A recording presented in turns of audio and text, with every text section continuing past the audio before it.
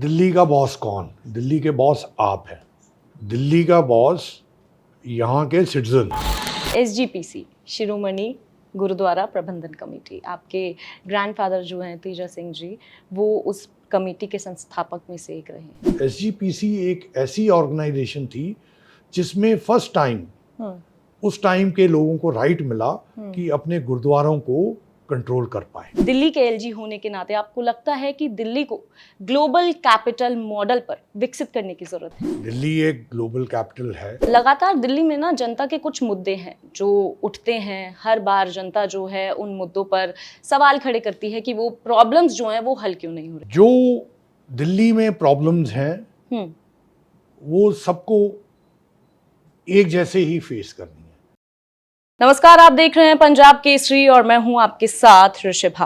आज हमारे साथ एक ऐसी शख्सियत मौजूद है, दिल्ली की राजनीति का एक ऐसा चेहरा जिनकी पहचान सियासी गलियारों से लेकर कूटनीतिक दुनिया में एक अलग और खास तौर पर बनी है। हमारे साथ मौजूद हैं Delhi lieutenant governor Taranjit Singh Sandhu. Sir, बहुत बहुत स्वागत आपका पंजाब केसरी पर। Thank you.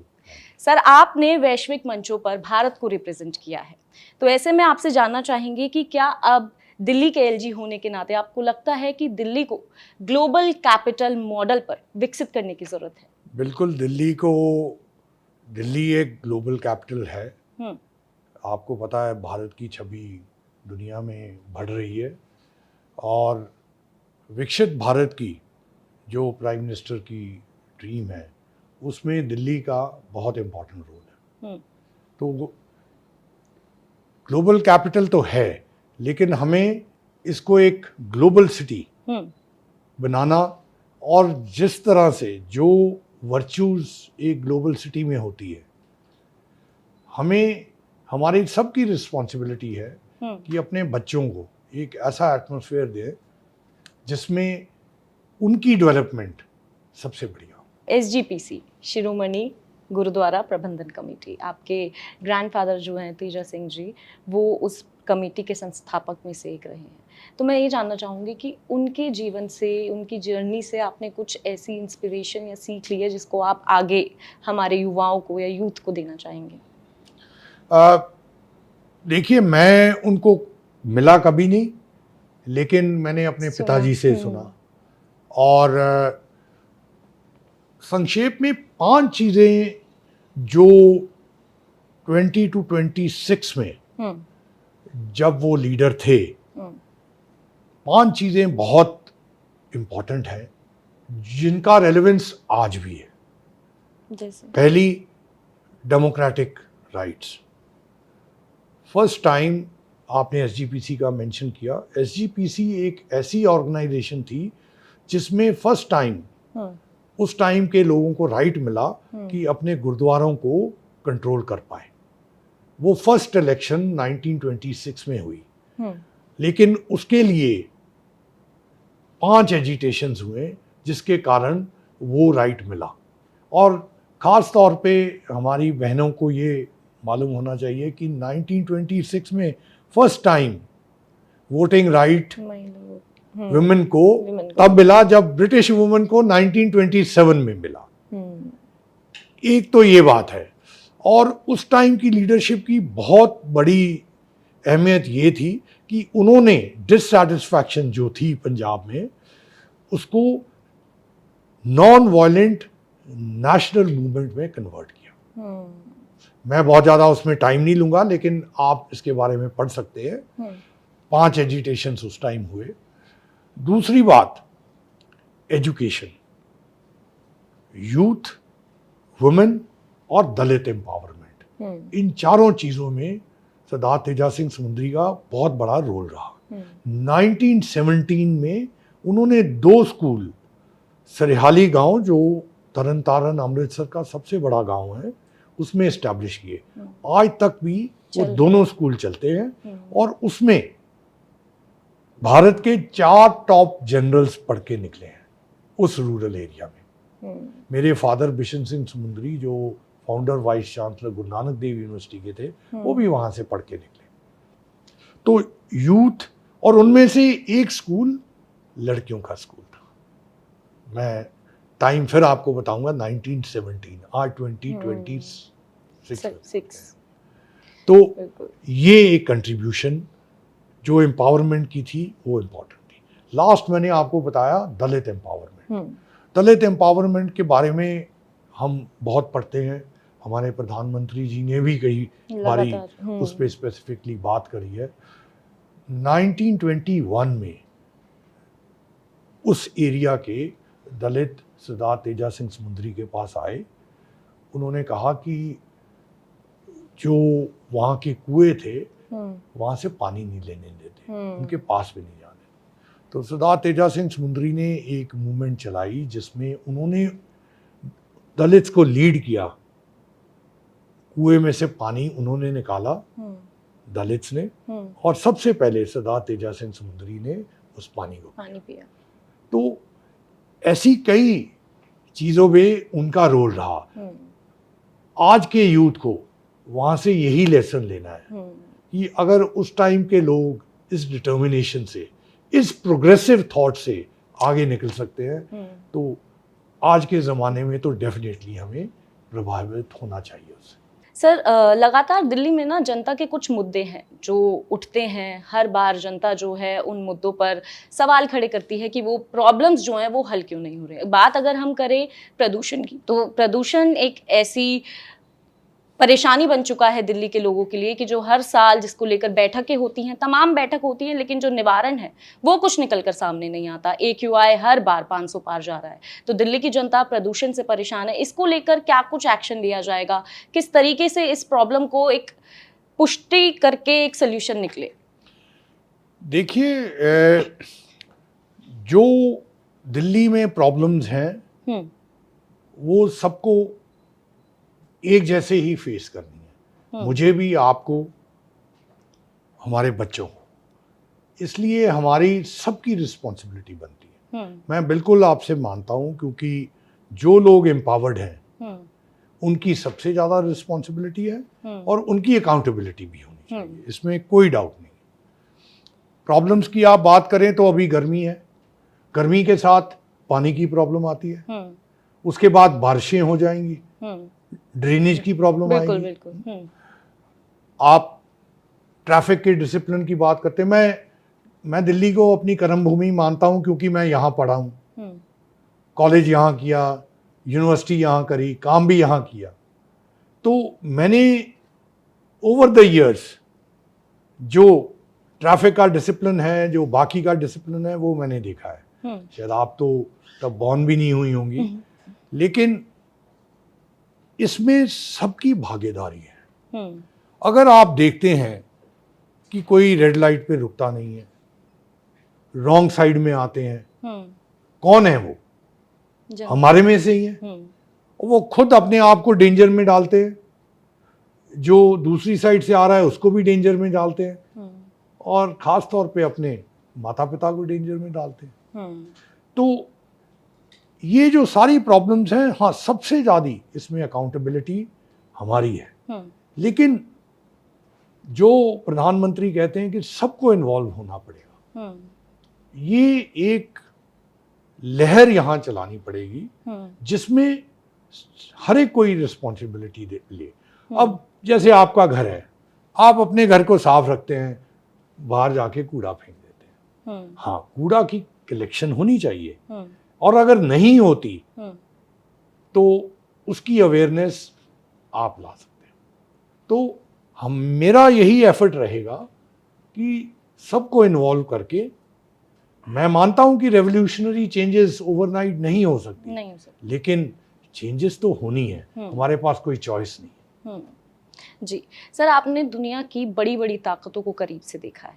ऐसे में अगर आपसे जानना चाहें कि देश की राजनीति की आपको सबसे बड़ी ताकत क्या लगती है भारत की, और कमजोरी क्या लगती है? देखिए, चैलेंजेस तो हर जगह होते हैं, लेकिन उन चैलेंजेस को एक अपॉर्चुनिटी में कन्वर्ट करना ही जो लीडरशिप होती है। मेरे ध्यान में, देखिए, आपने दिल्ली की प्रॉब्लम्स के बारे में बात करी। दुनिया भर में बेस्ट प्रैक्टिसेस हैं। आज टेक्नोलॉजी कभी स्टिल नहीं होती। अगर इंदौर शहर 6 साल में कहाँ से कहाँ पहुंच सकता है, तो ये तो दिल्ली है। रुवांडा आप देखिए 3-4 साल में कहाँ से कहाँ साफ हो गया। अगर वहाँ हो सकता है तो यहाँ डेफिनेटली। और जब हमारे प्रधानमंत्री की सोच बहुत आगे की है, उसको मैच करना हमारा फर्ज है। मैं ये जरूर समझता हूँ कि जो दुनिया भर की बेस्ट प्रैक्टिसेस हैं और हमारे देश में ही जो बेस्ट प्रैक्टिसेस हैं, उनको हमें हाईलाइट करना चाहिए और उनको आगे लाना चाहिए। मैं आपको एक उदाहरण देता हूँ। आपने यमुना के बारे में सुना है? यहाँ पे बहुत ज़्यादा दूर नहीं एक डीडीए ने यमुना का तट पे उसको रिस्टोर किया है और उसके 1 माइल के बाद फ्लड एरिया है। अगर हम यहां पे रिस्टोर कर सकते हैं तो उसके 1 माइल के बाद भी हम रिस्टोर कर सकते हैं। मैं यही कहना चाह रहा हूं। मेरौली पार्क एक और एग्जाम्पल है जो रेस्टोरेशन का। हमने वहाँ एक फंक्शन भी किया जिसमें यहाँ के जो फॉरेन राजदूत हैं उनको भी बुलाया और उनको दिखाया, और वहाँ पे एक हमने कल्चरल इवेंट किया। मुझे कहा गया था कि भाई मेरी टीम ने कहा कि बैसाखी मनाइए। मैंने कहा उस टाइम पे तो 8 स्टेट्स में हम फेस्टिवल मनाते हैं, हम 8 स्टेट्स का यहाँ फेस्टिवल मनाएंगे। कई बारी प्रधानमंत्री जी ने कहा है ये। हमने वो फेस्टिवल मेरौली पार्क में मनाया और उसमें हाईलाइट हुआ। काफ़ी लोग जो आए, कम से कम 3/4 लोग वहाँ कभी आए नहीं थे पहले।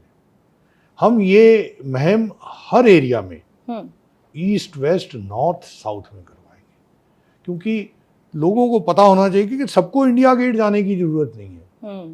हमारे इलाके में ही रेस्टोरेशन हो सकती है और बेस्ट प्रैक्टिसेस हमारे शहर में ही है। टैलेंट भी हमारे शहर में है।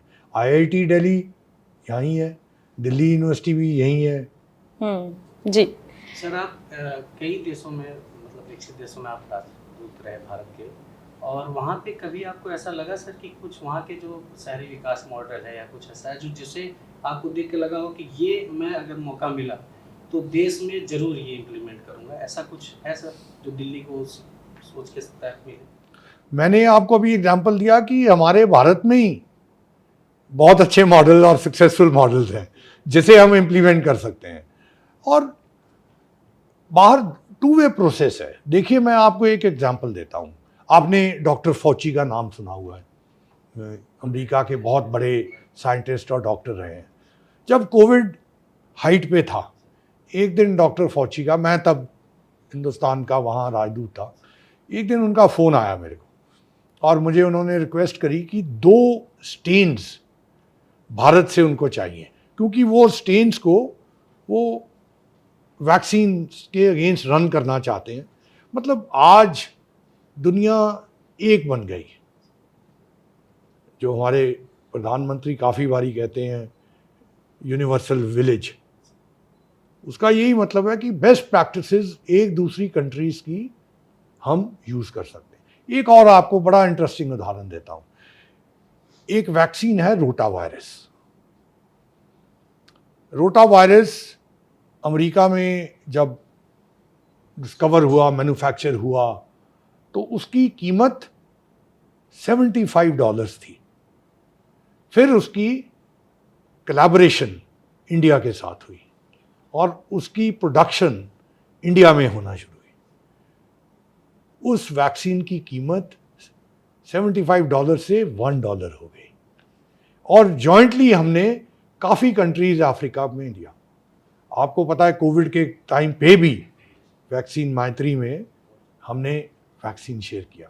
तो बेस्ट प्रैक्टिसेस एक दूसरे हमारे से वहाँ जा सकती हैं, वहाँ से यहाँ आ सकती हैं। एक चीज़ और सर, डीडीए के आप चेयरमैन भी हैं सर, डीडीए पहले क्या करता था कि खुद फ्लैट बनाता था और ऑक्शन निकाल करके लोगों को देता था। पर पिछले काफ़ी समय से ऐसा हुआ है कि अब डीडीए जो है अपना मतलब एनबीसीसी को दे देता है। ऐसे एग्जाम्पल के तौर एनबीसीसी को दे दिया, वो बनाता, फिर वो नीलाम करते हैं। नीलाम की वजह से क्या हो रहा है सर कि रेट बहुत ज़्यादा जा रहा है और जिसमें आम जनता को जो है सर फ्लैट नहीं मिल पा रहा है। तो क्या आप चेयरमैन हैं सर तो डीडीए के, तो अभी ऐसी कुछ वापस से ऐसा डीडीए खुद डेवलप करेगा और जो है लोगों को, आम लोगों को फ्लैट मिलने का मौका मिलेगा सर? देखिए, इसमें कई चीज़ें आती हैं जो कंसिडरेशन डीडीए करती होगी। मेरा व्यक्ति रूप में ये विचार है, डिफरेंट स्कीम्स डिफरेंट एरियाज के लिए आपको इस्तेमाल करनी पड़ेगी। जैसे आपने कहा, एक पब्लिक वेलफेयर, और भारत में प्रधानमंत्री की इतनी स्कीम्स हैं जो पब्लिक वेलफेयर, मुझे इसलिए ज़्यादा याद है क्योंकि अमेरिका में जब मैं फिगर बताता था तो हमारी कोई भी स्कीम मिलियंस को इम्पैक्ट करती थी, तो वो रियलाइज करते थे कि नंबर्स में कितना बड़ा आदत है। तो जो आपने कहा उस पर ज़रूर विचार होना चाहिए। कई चीज़ों में वेदर डीडीए या दूसरी संस्था, उनको प्रोवाइड करना भी हमारा फ़र्ज़ है। और दूसरा, जहाँ जैसे दिल्ली में, देखिए दिल्ली राजधानी है, इंटरनेशनल नेशनल कंपनीज के हेडक्वार्टर्स दिल्ली में होने चाहिए, मैं ये बिलीव करता हूँ। और उसके बारे में एक मूवमेंट ज़रूर चलाएंगे। कई इंटरनेशनल कंपनीज आना चाहती हैं, तो वैसे मौके उसमें डीडीए भी एक दूसरी तरीके से रोल प्ले कर सकता है। सो इसलिए different schemes definitely for different people. Sir जैसे टीओडी एक वो चल रहा है सर, अभी पास हुआ, हाल ही में पास हुआ है और इम्प्लीमेंट आप कई बार बैठ के भी कर चुके हैं सर टीओडी को लेकर के, और शायद कुछ जगह आपने सर चयन करने के लिए बोल भी दिया, शायद कर भी लिए हैं। तो सर टीओडी में जो फ्लैट्स बनेंगे या उसका कुछ ऐसा रेट, मतलब एरिया या जो मेकिंग करेगा उस पर डिसाइड रहेगा, जिससे अभी जैसे कड़कड़डुमा में बना हुआ है सर, उसके रेट जो रीच के पास रेट इतने ज़्यादा है कि आम लोग उसको ले नहीं पाते हैं। तो टीओडी वो एक तरीके से देखा जाए तो सर वो टीओडी के ही तहत बना हुआ है, अगर देखा जाए तो सर कड़कड़डुमा में जो बना हुआ है। तो अभी जो टीओडी के तहत बनेंगे उससे क्या मतलब लोगों को मिलने की संभावना है? देखिए, मैं रियलिटी के आगे अभी जंप करके, क्योंकि मेरी ये कॉन्स्टिट्यूशनल पोजीशन है, तो मैं इस पे अभी कमेंट अपने पे रखूँगा। लेकिन जो आपकी फीलिंग है वो इम्पॉर्टेंट है, और मीडिया को डेफिनेटली ये चीज़ हाईलाइट करनी चाहिए और हमें भी उसके बारे में ध्यान देना है। देखिए, टीओडी की जो आपने पॉलिसी बताई है वो अगेन बेस्ट प्रैक्टिसेस दुनिया भर में, क्योंकि वो मेट्रो के साथ लिंक्ड है। दिल्ली में इटसेल्फ मेट्रो का एक बहुत बड़ा एग्जाम्पल है। वही हम लोग हैं, मेट्रो में जाते हैं, साफ़ सुथरा रखते हैं, कितनी मैं दुनिया भर में, मैं रशिया में मेट्रो में चढ़ा हूँ, अमेरिका में मेट्रो में चढ़ा हूँ, जर्मनी में मेट्रो में चढ़ा हूँ, लेकिन मैं ये आपको कॉन्फिडेंस के साथ, भारत में ख़ास तौर पे दिल्ली में मेट्रो में चढ़ा हूँ, मैं आपको कॉन्फिडेंस के साथ बता सकता हूँ हमारी मेट्रो बहुत इफ़ेक्टिव और सॉलिड मेट्रो है, और ये पॉलिसी उसी के साथ लिंक्ड है। आपकी बात सही है कि आम लोगों को भी पॉसिबिलिटी होनी चाहिए कि वो वहाँ पे रुक सके, और उस तरह का घर बनाना, फ्लैट्स बनाना किस दरिया से बनेंगे उस पर ज़रूर विचार होना चाहिए, और करेंगे।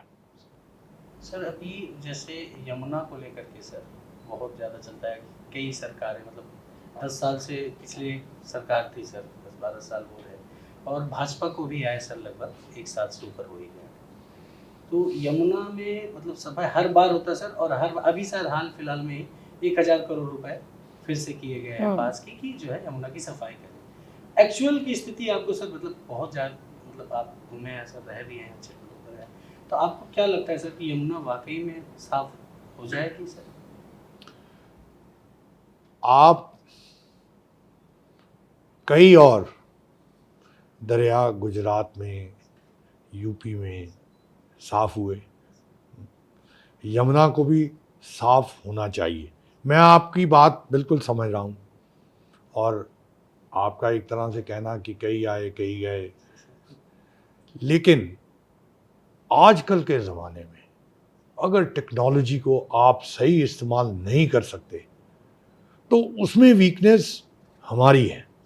हम सही टेक्नोलॉजी, और हमारे पास लोकल एक्सपर्टीज है, स्कूल ऑफ आर्किटेक्चर प्लानिंग है, आईआईटी दिल्ली है, कई और संस्था है, इनके एक्सपर्ट्स को इन्वॉल्व करके, और आपको पता है कि अब फोकस काफ़ी है, और डेफिनेटली मैं ये नहीं आपको कह सकता हूँ कि हम एक साल में बिल्कुल साफ कर देंगे, लेकिन एफर्ट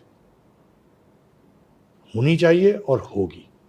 और अगर बाकी जगहों में ये किया जा सकता है तो टेक्नोलॉजी यूज़ करके दिल्ली में भी यमुना को साफ करना ही पड़ेगा हमारे। एक चीज़ और है सर कि आप मतलब इससे पहले लोग ये होता था कि दिल्ली के बॉस कौन, काफ़ी लड़ाई हुई सर, आम आदमी पार्टी थी उस समय, सक्सेना सर एलजी थे, तो बॉस को लेकर के आखिरकार ये हुआ कि दिल्ली के बॉस एलजी यानी कि आप अभी वर्तमान में हैं सर। तो दिल्ली के बॉस आप हैं सर, तो कानून व्यवस्था और भ्रष्टाचार दिल्ली में बहुत ही मतलब भ्रष्टाचार की बात करें तो सर अभी हाल फिलहाल में डीडीए में ही विजिलेंस का डायरेक्टर गिरफ्तार हुआ, एमसीडी में डीसी गिरफ्तार हुआ सर, जिसे सीबीआई ने अरेस्ट किया। आए दिन सीबीआई की रेड पड़ रही है सर।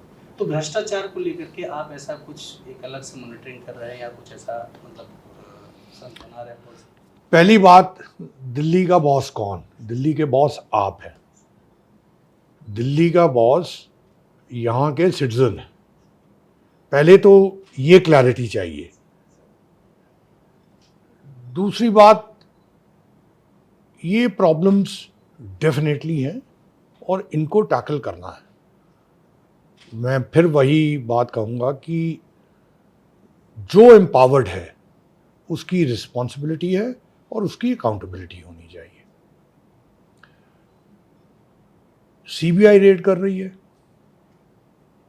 तो सीबीआई भी भारत सरकार की है।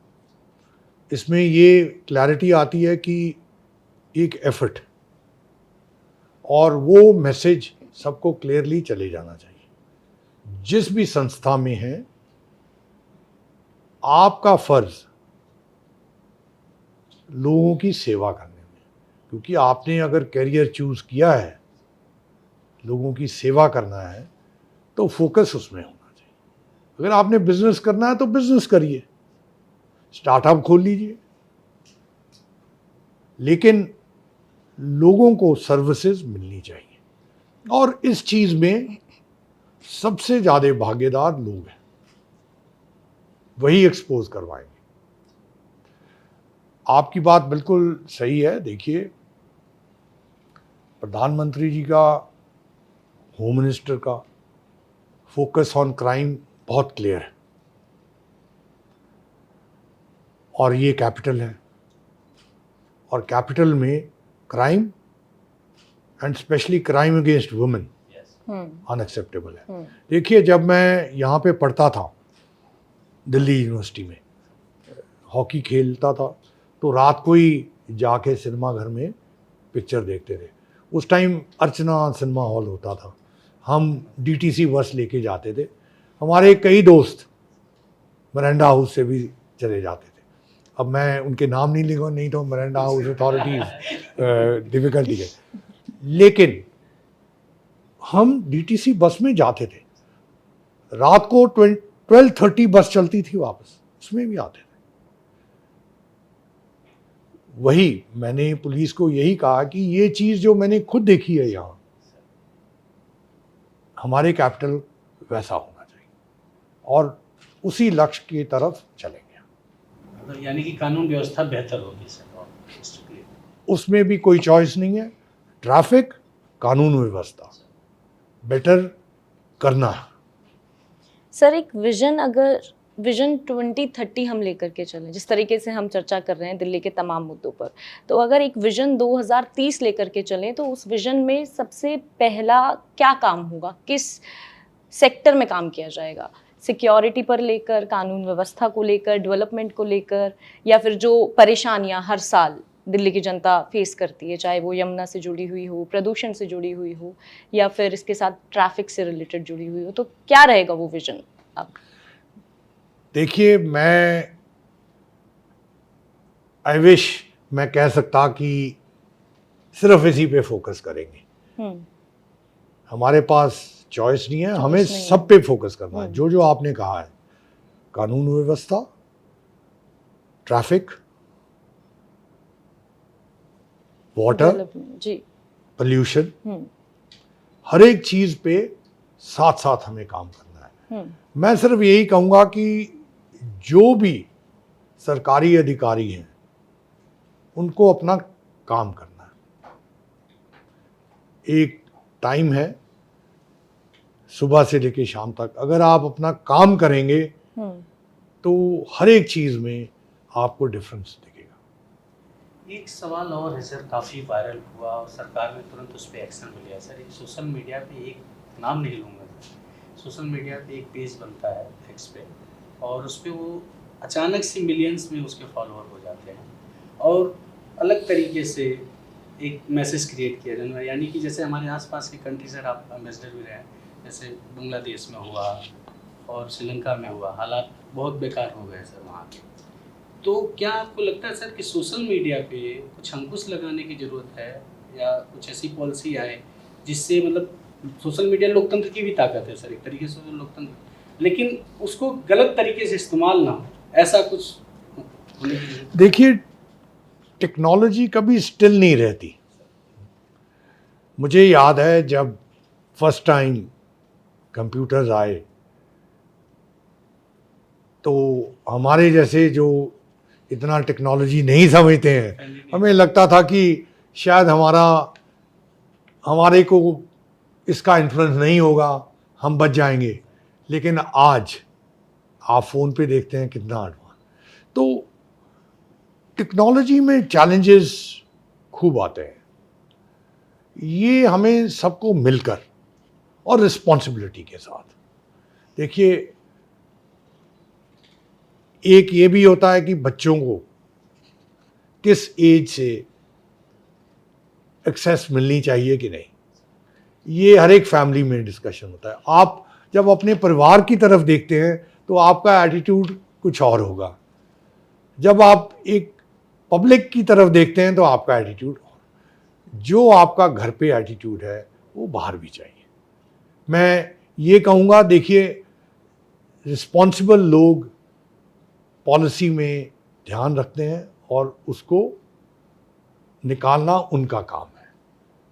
अगर हम हर एक को अपना काम करने दें और अपने काम पे फोकस करें तो डेफिनेटली सल्यूशन निकलेगा। लेकिन ये नहीं मैं कहता हूँ कि चैलेंजेस नहीं आते। मैंने आपको कहा है कि देखिए, टेक्नोलॉजी इतनी फास्ट मूव कर रही है कि कई चीज़ों में हमें ध्यान से चलना। लेकिन एक अगर हमारी अप्रोच हो कि जिसकी जिसमें एक्सपर्टीज है उसका ओपिनियन जरूर लेना चाहिए। लेकिन सोशल मीडिया में हर एक कोई एक्सपर्ट बन जाता है। जैसे मैंने आपको ट्रैफिक का बताया, गलत साइड में कौन चलाता है? आप खुद देखते हैं, अपनी आंखों के सामने देखते हैं कि मोटरसाइकिल गलत रास्ते से आता है, उसको क्यों नहीं रोक पाते?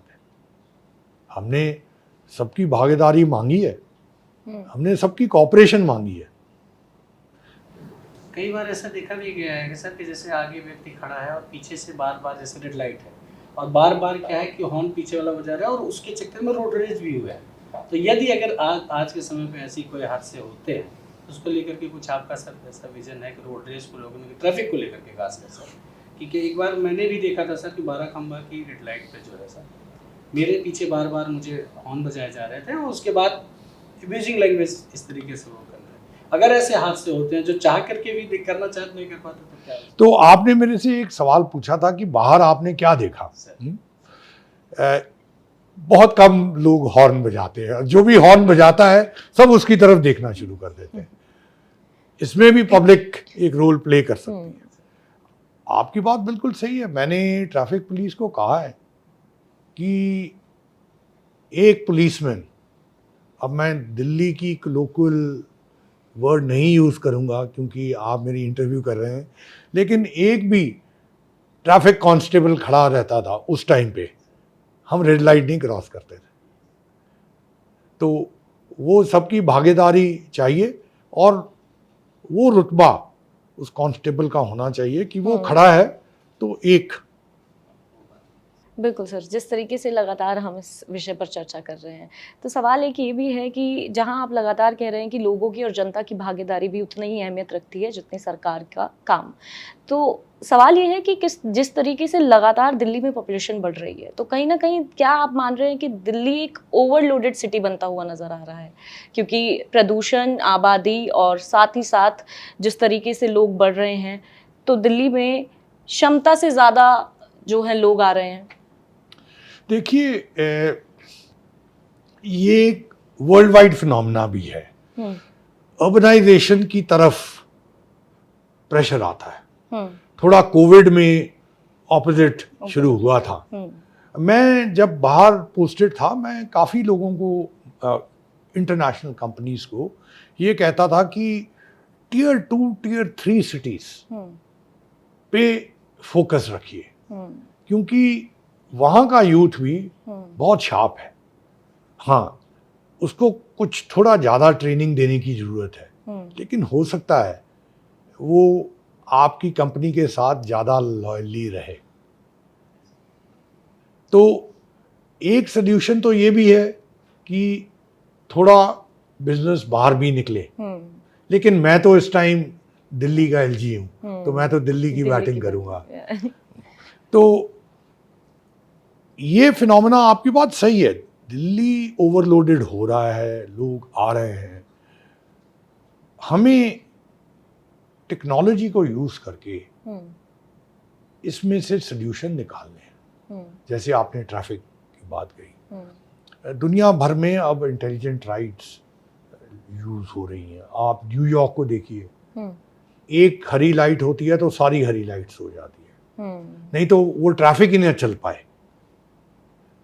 तो मैं भी ट्रैफिक पुलिस को यही प्रेस कर रहा हूं कि बेस्ट प्रैक्टिसेस जहां भी हैं, आप चलिए, थोड़ा मैं लाइट हार्टेड में बता रहा हूं लेकिन सच्चाई है।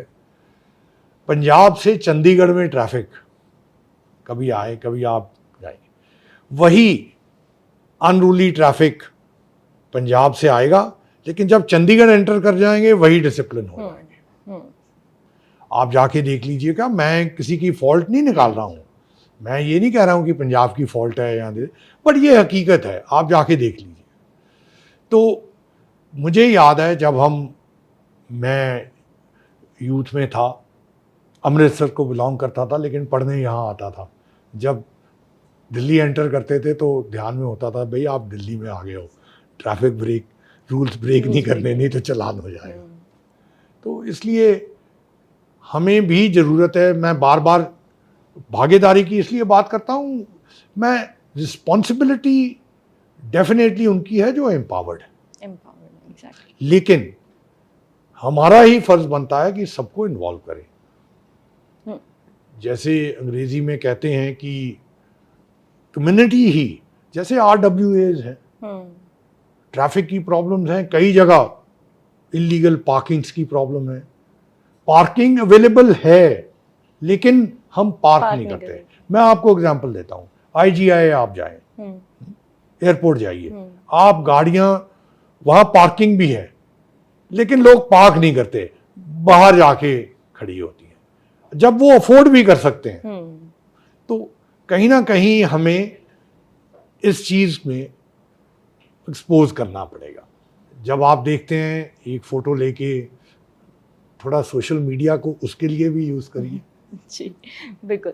मेरा भी बस आखिरी है सर, 2 सवाल है सर, कि एक तो ये सर कि दिल्ली में जैसे यूनिवर्सिटी कॉलेज वगैरह हैं, बहुत सारे हैं सर कॉलेज, को आप यहीं के पढ़े हैं सर, बच्चों को आज के डेट में हॉस्टल की बड़ी समस्या है सर, वो बाहर रहते हैं और रेंट बहुत हाई है।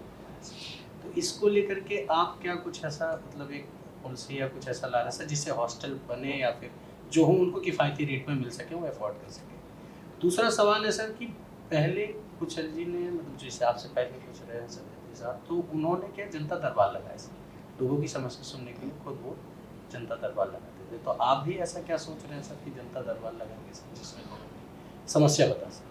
पहली आपने हॉस्टल की बात करी, तो जब मैं कमला नगर गया था, केनैक्स जिसे हम सर कहते थे जब स्टूडेंट थे, तो वहाँ पे इंटरेस्टिंगली 3-4 बच्चे मेरे को इसी इशू पे उन्होंने बात करी, तो मैंने उनसे ये रिक्वेस्ट करी और आपके माध्यम से बच्चों को रिक्वेस्ट करूँगा कि इसके सल्यूशंस उनके दिमाग में जो हैं वो हमारे साथ शेयर करें। डेफिनेटली दिल्ली पहले भी एक एजुकेशन हब रहा है, हमें आगे भी दिल्ली को एक एजुकेशन हब बनाना है और बेस्ट प्रैक्टिसेस दुनिया भर की जो कोलैबोरेशंस हैं, आप ये हैरानी की बात है एक तरह से कि दुनिया की और ख़ास तौर पे भारत की बायोटेक्नोलॉजी फार्मास्यूटिकल यूनिवर्सिटी कहाँ है? दिल्ली में है। और आपको पता है हेल्थ केयर सेक्टर में कितना फ्यूचर है। दुनिया जो वेस्टर्न कंट्रीज़ हैं, आप जर्मनी ले लीजिए, ब्रिटानिया ले लीजिए, फ्रांस ले लीजिए, अमेरिका ले लीजिए, सब एजेड हो रहे हैं, एज बढ़ती जा रही है। भारत में 28 साल और उससे कम 50% पॉपुलेशन है। बार बार प्रधानमंत्री जी कहते हैं कि हमारी पॉपुलेशन स्किलिंग की बहुत ज़रूरत है। आप देखिए, अगर हेल्थ केयर में, मैं सिर्फ डॉक्टर्स की नहीं बात कर रहा हूँ, असिस्टेड हेल्थ केयर कल एक बहुत इम्पॉर्टेंट विषय बनेगा। जहाँ भी जो भी है उसको असिस्टेड हेल्थ केयर की ज़रूरत होगी। अब मैं नाम नहीं लूँगा उसमें, आप किसी भी कंट्री का, उसमें भारत का यूथ एक बहुत इम्पॉर्टेंट रोल प्ले कर सकता है। जब मोदी जी कहते हैं यूथ फॉर ग्लोबल गुड, और दिल्ली का यूथ तो ख़ास तौर पे, मैंने ये इसलिए लाया हूँ क्योंकि आपने एजुकेशन की बात करी है। एजुकेशन एक बहुत इम्पॉर्टेंट फ्यूचरिस्टिक इशू भी है। मेरी ऑलवेज कोशिश रहती है कि लोगों के साथ कहीं ना कहीं जुड़ूं, मेट्रो में जुड़ जाऊं, मार्केट में जुड़ जाऊं। कोई मजाक कर रहे थे, अरे साहब ये तो भटूरे खा रहे हैं, जलेबी खा रहा है, तो मैंने कहा मैं चाइनीज़ या दूसरा फूड तो नहीं खा रहा हूँ भाई, जलेबी तो भारतीय ही खाते हैं ना। मैं तो अमृतसर का रहने वाला हूँ, वहाँ तो मीठा बहुत खाते हैं। अगर कोई गलती हो रही है उसमें, तो बड़े लोग गलतियाँ करते हैं, मैं भी कर सकता हूँ। तो डेफिनेटली जो भी प्लेटफॉर्म है जो मिलता है, जिससे लोगों से जुड़े और लोगों की परेशानियां पता लगे, क्योंकि मेरे में मोनोपोली ऑफ नॉलेज नहीं है। अगर कोई समझता है उसको सब कुछ पता है तो वो भगवान है भाई। तो कहीं ना कहीं जो भी प्लेटफॉर्म मिलेगा जहां लोगों के साथ जुड़ने का मौका मिले और लोगों से पता लगे कि क्या परेशानियां हैं। देखिए, क्या परेशानियां हैं काफ़ी तो पता है, लेकिन जो परेशान है उससे सल्यूशन भी बहुत अच्छा मिलता है। तो मेरा एक ओपन माइंड है, जो भी अपॉर्चुनिटी मिलेगी मैं इंटरेक्ट करूंगा। तो ये थे हमारे साथ दिल्ली लेफ्टिनेंट गवर्नर तरनजीत सिंह संधू, जिनसे हमने जाना कि क्या कुछ रोड मैप जो है दिल्ली की जनता के लिए आने वाला है और दिल्ली की जनता के जो तमाम मुद्दे हैं वो जल्द ही हल होने वाले हैं। फिलहाल के लिए इतना ही। तमाम खबरों के लिए आप देखते रहिए पंजाब केसरी।